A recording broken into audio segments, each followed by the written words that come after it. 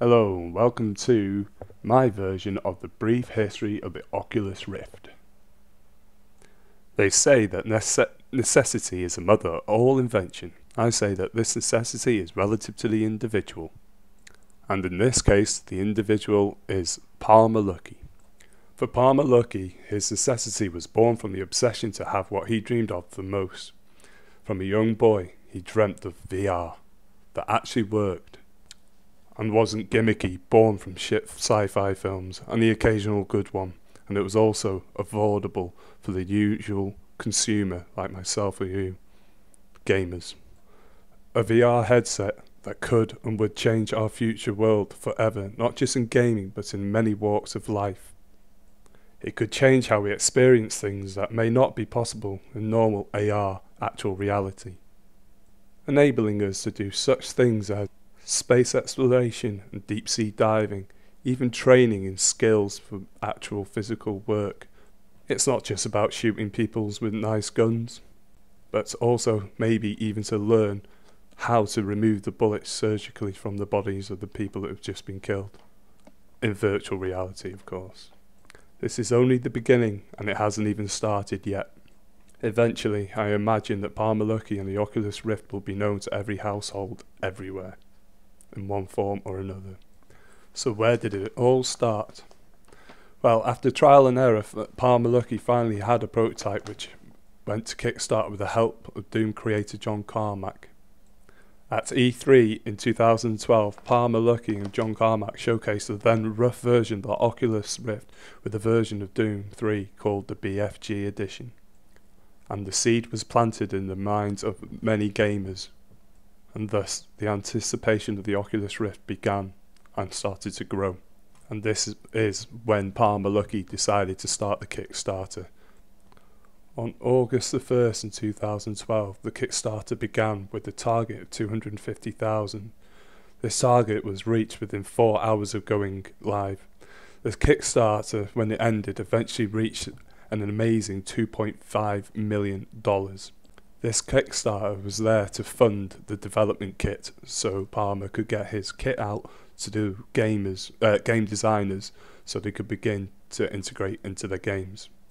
This prototype has a resolution of 1280 by 800, which when split between both eyes is 640 times 800 per eye. This is a low resolution and causes a screen door effect, but this wasn't enough to deter the feeling of being in the game, as the head movement and the head tracking, there was no latency or anything in the graphical department, so you really became immersed in the games. The consumer version will have many improvements over the development kit. Improved head tracking, actual positional tracking, which means if you see an object in the development kit you can't actually move that object to you can't move your head to the object. In the consumer version you'll be able to physically move your head within the space.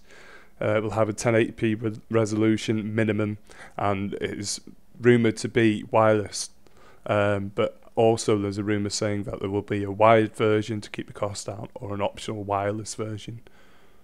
At this year's E3 show, a 1080p prototype has been showcased and many people say it is a massive improvement. People describing it as in going from a black and white television to a full resolution TV. That is how big the difference is. And sooner rather than later we will be able to see this ourselves. People who have the first dev kit will have an option of buying a second development kit, which has been confirmed as boasting a 1080p resolution, but there is no release date on that as of yet.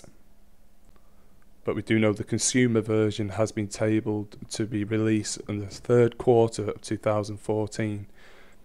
This version has also been rumoured to maybe include stereoscopic cameras on the facial part, the front part of the Oculus Rift, which will then obviously make augmented reality a possibility, which is very exciting. In later generations of the Oculus Rift, we have also been promised a 4K resolution and also a standalone version using Android or a similar OS system. So one day we could be sat anywhere doing anything that the mind can conceive. It's a very exciting time, and I for one cannot wait for the consumer version and the next generations after. This has been a brief history of the Oculus Rift. I hope you enjoyed it, and I'm going to be doing regular updates to this. Okay, thank you very much. Leave your comments and questions down below. Thank you very much. This is Sean Walker, Sporker from the Gun and Gunners, signing out. Bye.